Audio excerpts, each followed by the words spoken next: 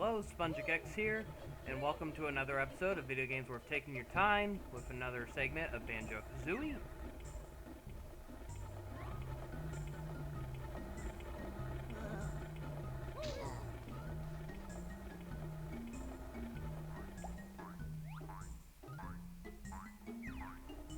Here we are about to explore my favorite level in the game, Gobi's Valley.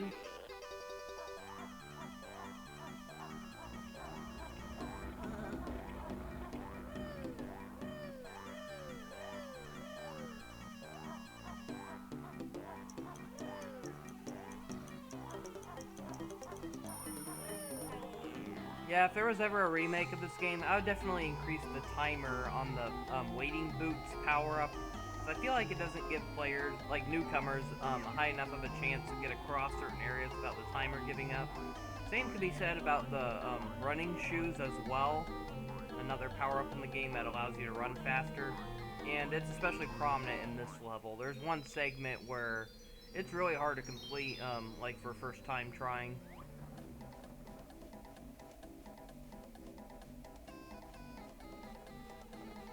I love the music in this stage.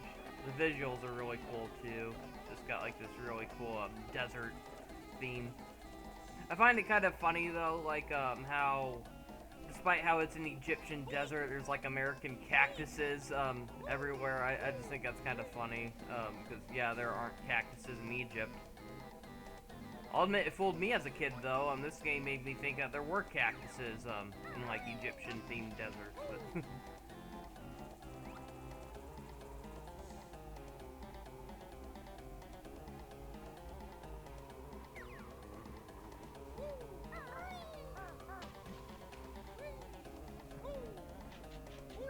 yeah, I like the remix of this music that they used for Super Smash Bros. Ultimate. I thought that was pretty good.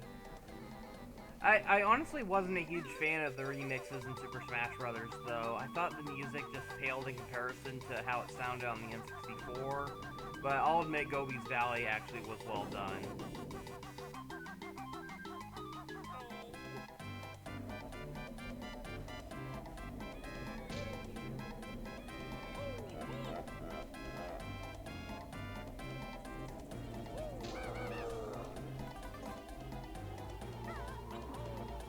Here's the giant sphinx that has like a banjo resembled head. I don't know why, this is always my favorite part of the level. I remember when I first saw that sphinx, it just made me go like, ooh, what the heck is that? And made me just want to run over to it. The original Banjo Kazooie was really good at doing that. It just knew how to grab players' attention. There's just something in the distance that makes you want to run over to it, and then on your way, you'll possibly find new objectives to do.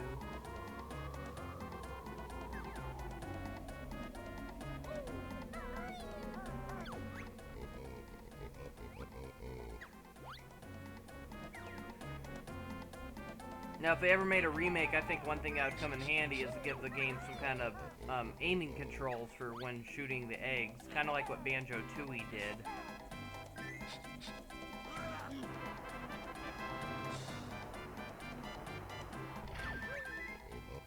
Now, either for a remake of Banjo Kazooie or a sequel, I think one thing they should do is they should have it where it can be optional to hold Kazooie in like a gun form, kind of like how they had those first-person shooter segments in Banjo Tooie. Except, I would probably make it more of a third-person view, kind of like what it feels like to use a gun, like in the Ratchet and Clank games. How like when using weapons, it switches into kind of like a third-person shooting control scheme, and that's how I would definitely handle like Banjo Kazooie egg shooting segments, whether it was a sequel or a remake. I just think that would be really fun. It would give Banjo Kazooie more mobility, better aiming, better chances of dodging attacks and looking around their surroundings. I mean, maybe it could be optional too. Like for those who want to have it be in the first-person view, let them do it. But I think it'd be great to have kind of like a third-person view as well for better aiming and control. I mean, it wasn't very possible originally because the N64 didn't have dual analog sticks, but nowadays most every video game console does, and so I think that would come in handy for a sequel or a remake.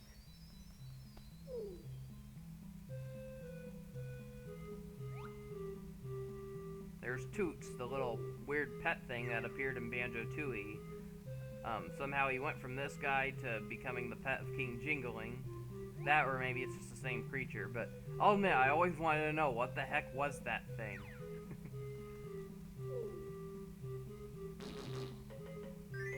If they ever made a sequel, I'd love for them to finally reveal what that creature is and give it some kind of significance. That'd be kind of funny. Yeah, I remember when I first played this game, I had no idea what to do in this room. Remember, I had an old friend tell me what to do, and so when I went back, it's like, oh, that's what you're supposed to do. Okay. So originally there was a Jiggy at the top of the room, and the only way to get it is to charm the snake by feeding its bowl some eggs.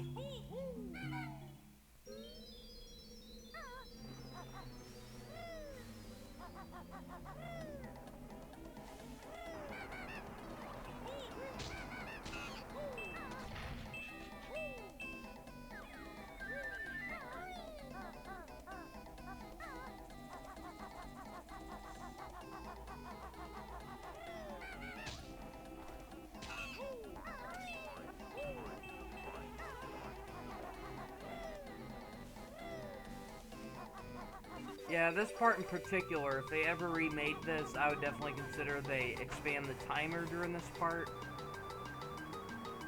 It especially sucks that the timer goes on during that cutscene of activating the switch. It really shouldn't go on until afterwards. And trust me, it's really easy to slip up during this part where it's possible to make it to the top in time, but the door closes. The door closes like before the timer reaches 0, which is kind of cheap. I feel like they need to expand the time during that part. Unfortunately, there's a little Mumbo token you cannot collect if you missed it the first time. Originally, this room was full of water, but apparently I missed it because while looking up, you can see that there's one over in the wall there. So darn it, there's no way of getting it now because there's no way of refilling the room with water. So if they ever remade this, I'd definitely consider moving that somewhere. But luckily, you don't need to collect every Mumbo token in this game. There's enough scattered throughout the world. You need those tokens in order to transform in certain stages.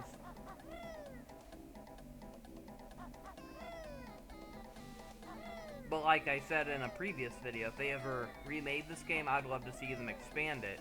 Add more transformations to levels that didn't have the transformation. So Gobi's Valley, this is a level that did not have a transformation originally.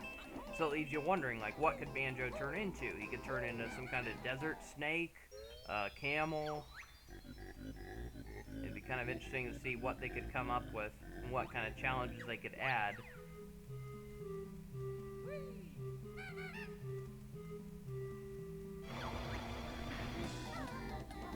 Yeah, I remember this part was hard when I was a kid, but it's actually a lot easier.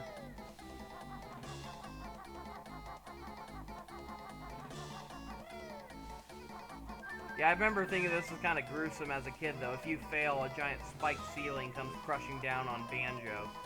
Now, you don't actually see it. It switches to Banjo in first person, and as it's lowering at a fast pace, the screen goes black, and then it respawns you at the beginning of the level with a life loss. And so, but regardless, though, I just remember thinking, like, dang, that's brutal.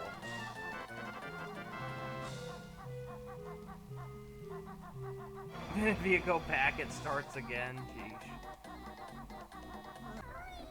So let's head off to the next level, which is Freeze Easy Peak. Technically, Freeze Easy Peak was a level you're supposed to go to first in chronological order, but it doesn't really matter though, because regardless, you gotta backtrack it between this level, Gobi's Valley, and Freeze Easy Peak, because there's a move that you need to learn in those levels that requires some backtracking in order to pull off. So, for instance, in Gobi's Valley, you learn the running shoes ability, and you need that for 2 challenges. One in Bubble Gloop Swamp inside the crocodile head, and the other for Freeze Easy Peak during a racing challenge. But then Freeze Easy Peak also teaches you the Beak Barge attack, which is needed to complete a challenge in Gobi's Valley. It's how you activate the room that had the snake and the snake charmer. Freeze Easy Peak Also has a few challenges that require that, but of course that's the move where you learn it from, so. I always like the room in this area. I like how it just has like this giant portrait of Banjo Kazooie up on the wall.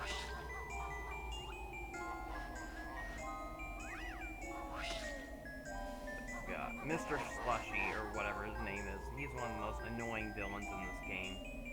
If they ever remade this game, they need to make it easier to defeat him, because the only way to defeat him is to take flight and use Kazooie's beak bomb attack, and that is really hard to use on these guys, because it's really easy to miss them and bounce off their bouncy exteriors. So one little detail I find interesting is that, like, when you revisit the igloo after completing all the challenges in this game, like retrieving the kids' presents, and beating Boggy in the races, you'll just see Boggy return home and he's just sleeping on his chair. Like the bum of a dad he is.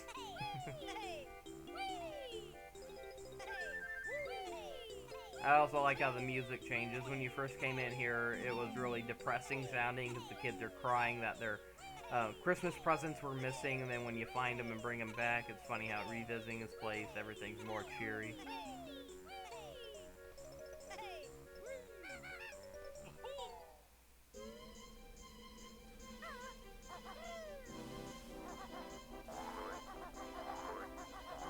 Yeah, this is another one of my favorite levels. I just love the festive design and colors of it. Like, when it comes to levels that I think, like, represent a holiday like Christmas, I think this is the perfect level to pick. Everything about this just, spells out the holiday season. The music, the designs, sound effects.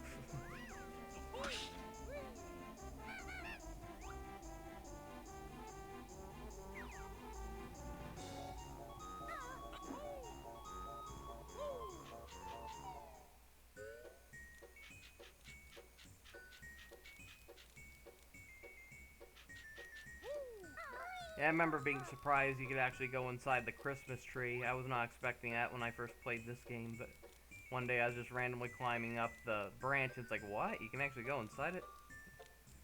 I like how if you look closely, you can see like these little star ornaments, and they have eyeballs. Kind of look like the stars from Mario, but with a Banjo Kazooie style, I guess. Now, I remember first learning about those things because of the trivia show at the end of the game. One of the questions asks, like, which level is this from? Then it shows a close-up shot of one of those stars. And I remember when I first played this, I had no idea where that was from. And so I just randomly guessed, Freeze Easy Peak. And then when it said correct answer, I was like, what? And so I was like, wait a minute, that kind of looks like the Christmas tree. And so when revisiting this level, I went inside, and it's like I was looking around, I was like, oh, there they are.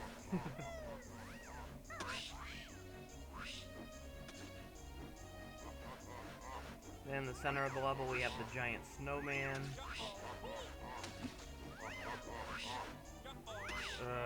This part is frustrating. One of the challenges in this level requires you to defeat all of them in order to get a Jiggy, and I remember that being one of the most annoying challenges in this game. Well, level at least. Actually, the most annoying part would probably be the sled races, but this still comes pretty close.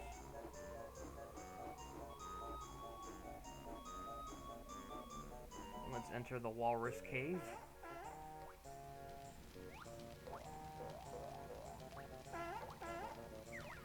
Here we have the racist walrus.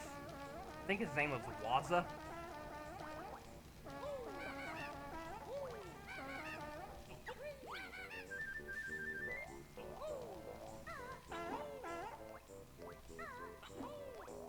The stop and swap key entrance. I remember I was one of the many who tried desperately getting past this and wondering what the heck is that key before seeing the final teaser ending, of course.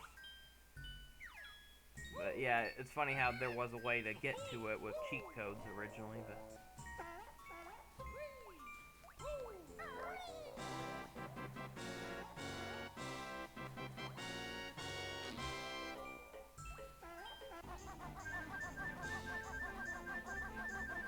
I'm still very disappointed with what became of Stop and Swap. I remember getting so excited when the Xbox Live Arcade version was announced to bring it back and have connectivity with Banjo Tooie and Banjo Kazooie Nuts and Bolts. And in the end, I was very disappointed because I knew it wasn't the originally intended functionality of those games because Rare never confessed what they were originally supposed to unlock. But I can tell you one thing, the N64 version definitely wasn't supposed to unlock things like an Xbox 360 dashboard or gamer pictures. I mean, what the heck? And then, as if the Banjo-Tooie rewards weren't disappointing enough, I thought the Nuts and Bolts ones were even worse. They were just, like, really underwhelming decorations for your vehicles. And, I just thought that was so stupid. It's like, that's it? I remember Grab by the Ghoulies did a really good job at teasing it, because there was, like, a classroom area, and, there was a giant chalkboard, and one of the biggest mysteries in that game was on the chalkboard there were these drawings of the Stop and Swap items, the eggs, and the ice key, and then it showed like all these little equations, and at the end it said equals secret level question mark. And I just thought that was a really cool teaser, especially because how in Banjo-Kazooie there was in the room inside Gruntilda's lair, at the very top of the lair, where the cutscene took place where Gruntilda had like the machine that would have transported her ugliness into Tootie and swapped their appearances around. There was like these two locked doors, and I always wondered like what was past that, and I always wondered like if Stop and Swap had something to do with it. Now, of course, the programmers never actually put anything behind those doors, but it still left a huge mystery. It left players wondering, like, what are beyond those doors. And so, yeah, I always wondered if Stop and Swap had something to do with it, and unfortunately, we'll never know. But that's one thing that'd be great about a remake. It could give Rare the opportunity to properly program these into the game the way they intended. And I for one, would love to see what would really become of Stop and Swap. I always thought one of the coolest things you get from Stop and Swap, besides the homing eggs, was Dragon Kazooie. I thought that was a really fun optional transformation. Some people think it just replaces Kazooie's peck attack with a flamethrower attack, but that's not true. It also they don't mention this, but it also gives her infinite fire eggs. So that's very useful for combat, especially if you like to use the fire eggs. So one thing I like is, I notice how in each of Mumbo's Hut is slightly different from the others. So like in this one, the flames look a little more bluish or greenish, where in the first level they were kind of more yellowish. In the Bubble Goop Swamp they were more reddish, and here they look more greenish. And there's also little touches, like, of course there's the snow on the floor, but he usually has like something hanging on the walls that are different. Like in this level he had some fish hanging on the walls. In Click Clock Wood he had acorns. In Mad Monster Mansion he has like these ghoulish looking eye decorations. So here's the walrus transformation. Just allows you to walk through cold water without freezing. Get through some tight spaces. Hard to believe because he's a fat little walrus. How can that squeeze through anything? But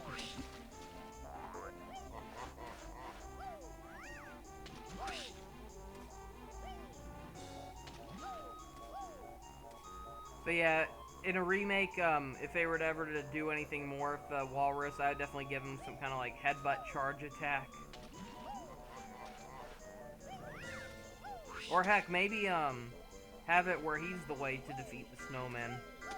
I think that would be nice, because I did not like taking him out with the beak bomb attack. So yeah, give the walrus like some kind of charge attack and have it where that's the only way to defeat the snowman. I'd be fine with that.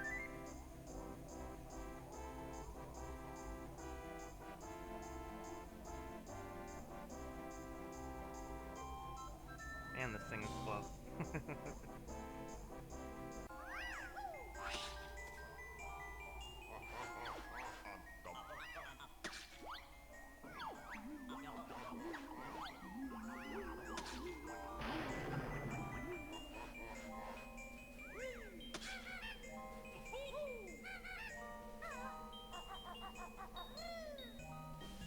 Next stop, Mad Monster Mansion.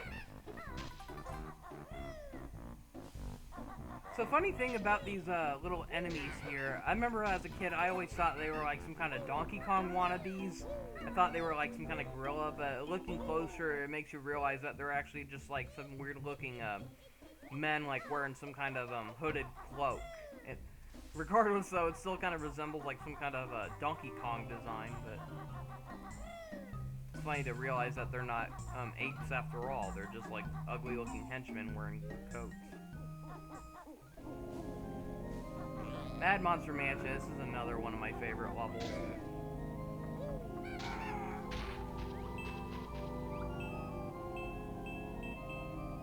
Just like Freezeezy Peak being a good level to represent the holiday season, I think this is a great level to represent Halloween in general. I mean, not only is it a spooky level, but it's a fun level. I just love all the color and the designs. I mean, there's something about, like, just the entrance to this level, or something about it that kind of reminds me of, like, classic Disney films. How they had, like, kind of like a dark but colorful color scheme.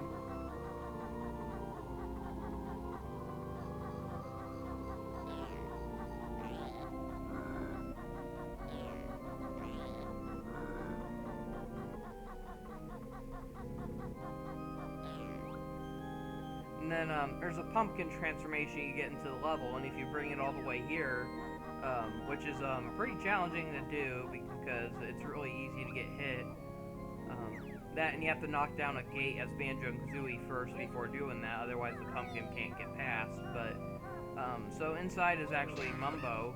There's a Mumbo's Hut transformation inside of there, and he basically just turns you back to normal, so you can activate a switch, which is needed to progress into the next level, Rusty Bucket Bay.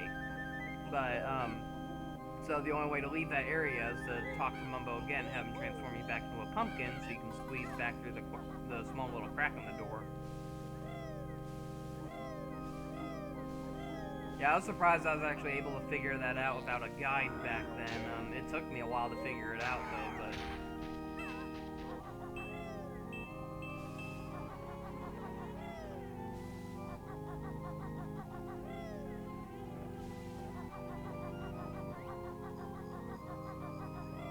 Along with Click Clock Wood, I'd have to say this room is my favorite entrance to a level.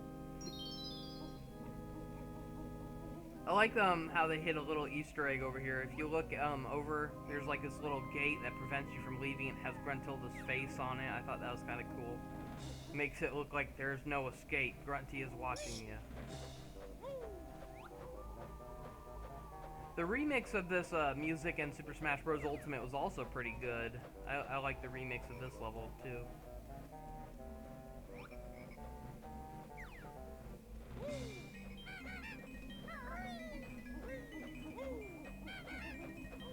Yeah, I can tell, like, this level alone was a huge inspiration for another one of Rare's games, Grabbed by the Ghoulies, where the entire premise of that game was exploring a haunted mansion. And, so, yeah, you can tell they got some inspiration from this level. This was like a small stepping stone for a bigger game.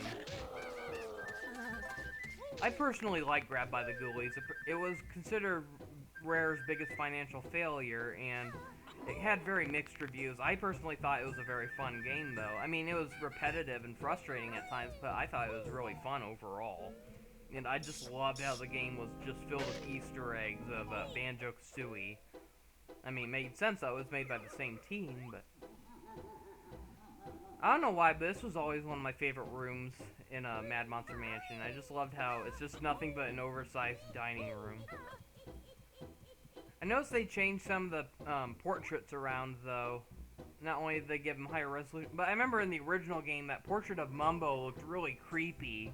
It looked like something terrible was happening to him, and here they just replaced it with him just casually yawning on his chair. But, I remember this kind of confused me, though, because it looks like this is like some kind of family room for Gruntilda. Because you see, like, all these different members of, her team, including her, sister, who, you know, is family. And But then there's, you know, so you have her henchman, Klungo, her cauldron, her broom, the top of her lair, and then you got Mumbo Jumbo. I always wondered what that was about, but according to the manual of the N64 version, I think it originally mentioned that Mumbo originally worked for her, but she cursed him, and then that caused him to want to join Banjo and Kazooie's side and help take her down. So there's a bit of lore to that. So originally Mumbo was a henchman of her. And heck, not to mention how during the game over sequence of this game, when Gruntilda turns beautiful, it causes Mumbo to want to rejoin her. And so, yeah, it really implies that Mumbo is kind of like a double crosser in the original game. But I like how in Banjo Tooie they gave him more of a heroic role instead of an anti-hero role.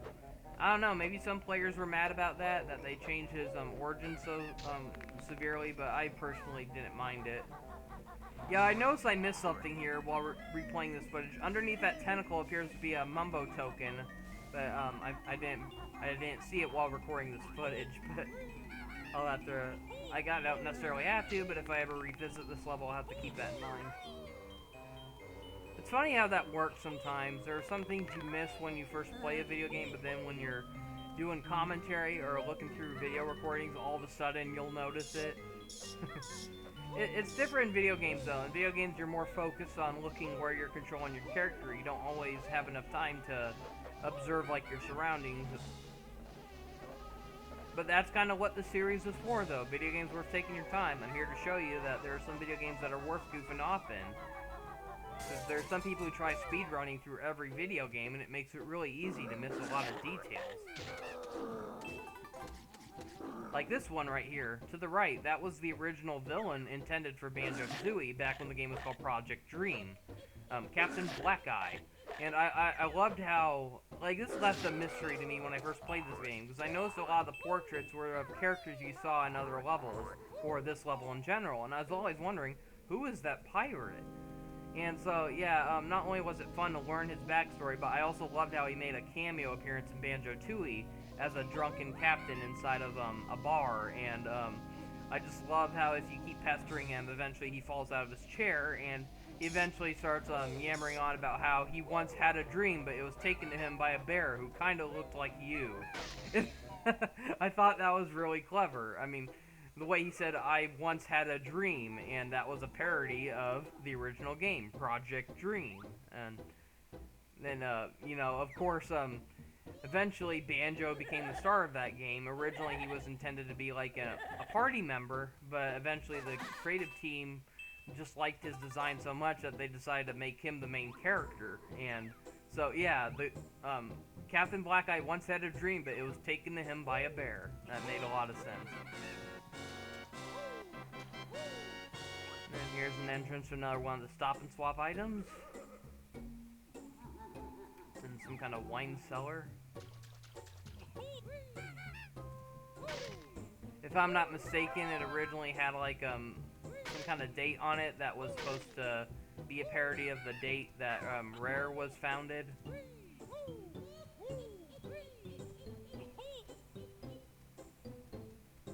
Which is strange though, because they were off by about like 100 years though. But so I don't think Rare originally originated in like the 1880s. They were more of the 1980s. But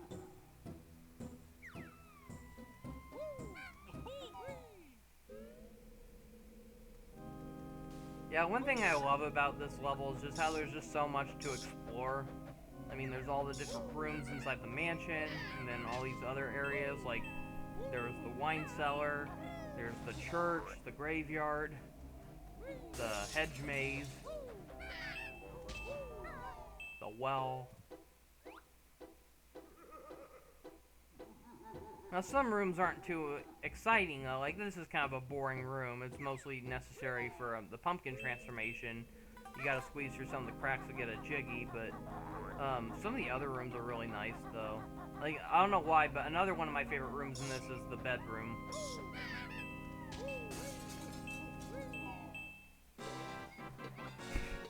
The bathroom.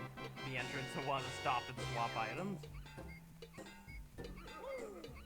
Little gross detail. If you look closely, you'll notice the water looks kind of yellowish. Gross. If you think that's gross, when you get the pumpkin transformation, you're supposed to get flushed down there for a jiggy. Now, there's something about Rare. They just love toilet humor, even if they have to put it inside E-rated games.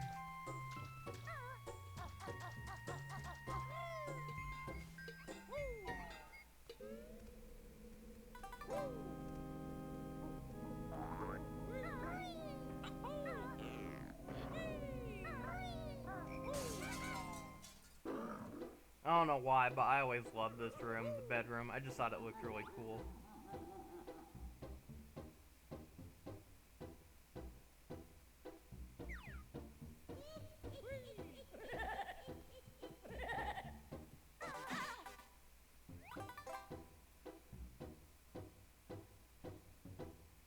Like, they did some really cool effects here. Like, I like how one of the textures on the wall kind of has, like, a yellowish glow to make it look like there's an actual lighting effect there. Just keep in mind, a lot of these early N64 games didn't quite understand how to use proper lighting effects, so they had to create the illusion of doing it. And so, yeah, I thought they did a really good job there, just making a little yellowish tint on the wall texture to make it look like that candle was actually lighting it up.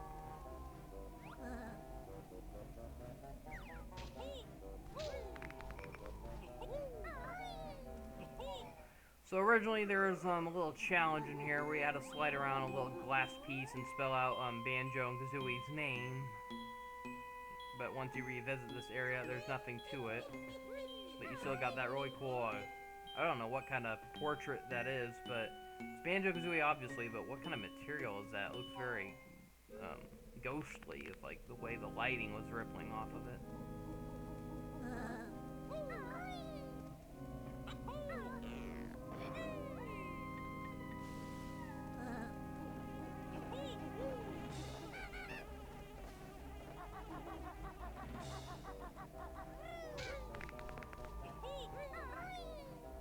Along with the music, I always thought Banjo Kazooie did a really good job at having environmental sound effects.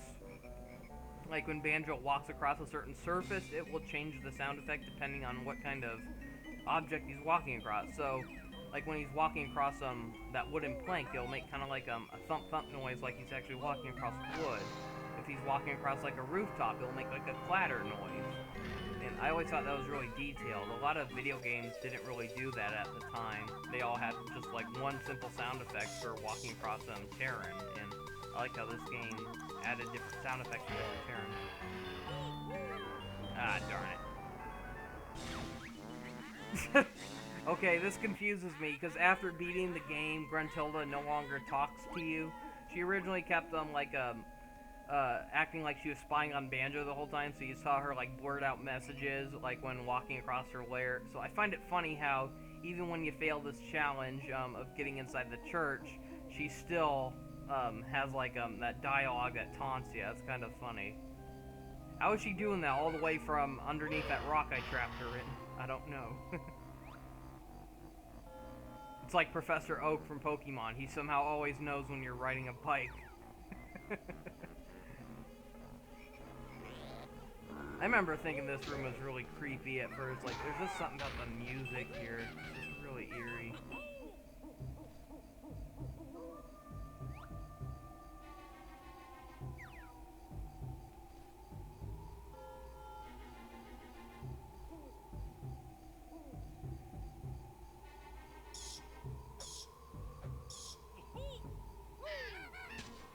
Yeah, I like how, although this isn't part of the game, I like how there's like that stained glass of Banjo and Kazooie, and there's actually a secret inside of it.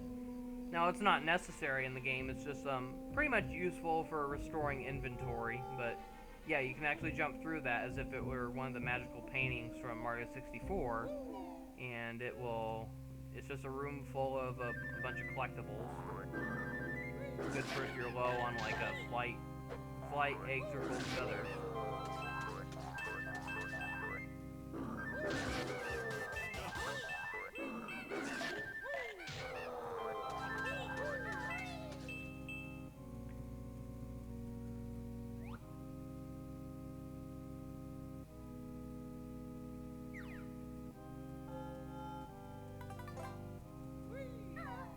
Now, if they ever did a remake of this game, I think one thing that would be useful is to have the items occasionally regenerate, kind of like they did in Banjo Tooie. That would make it a lot easier to collect items without having to um, enter or exit levels constantly. That's the only way to have them regenerate. You gotta revisit the level after leaving it.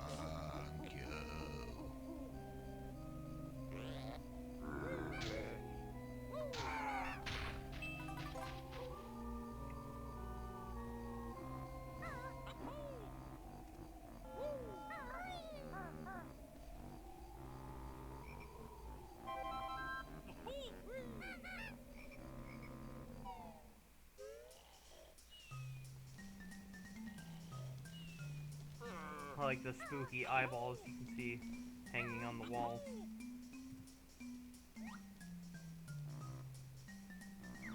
Oh, I guess I was mistaken. I could have sworn, like, in Freeze Easy Peek, some of the things he had hanging on the wall were fish, but apparently they're hanging here as well, so no, those aren't fish. There's some kind of sacks, I guess, but I don't know what those are, but I find it funny how, like, when Banjo jumps in this form, you can see, like, the little, the handle lid on top of them, how it just kind of pops into the air.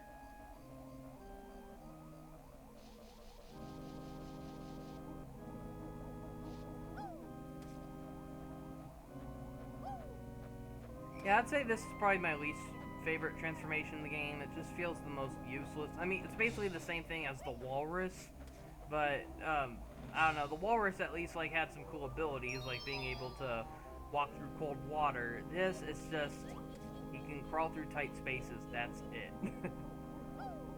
Pretty much what every other transformation is able to do. So if they ever remade this, what could they do to make it different? Well, they could have him like spit seeds out. I don't know, but give him a little roll attack, kind of like the snowball transformation in Banjo Tooie. I always liked this room as well, the lava room. I always thought this was the lava level that Gobi mentioned. The camel character in this game, he mentioned like how after the last time you ticked him off, he mentioned how he's leaving to the lava level, and I always thought he was talking about this, but it turns out he was talking about Hailfire Peaks, a level from Banjo Tooie, the sequel. Well, that's all I have to show for now. Thank you for watching. See you next time for the final episode of Video Games Worth Taking Your Time, Banjo Kazooie. Thanks again for watching. Goodbye.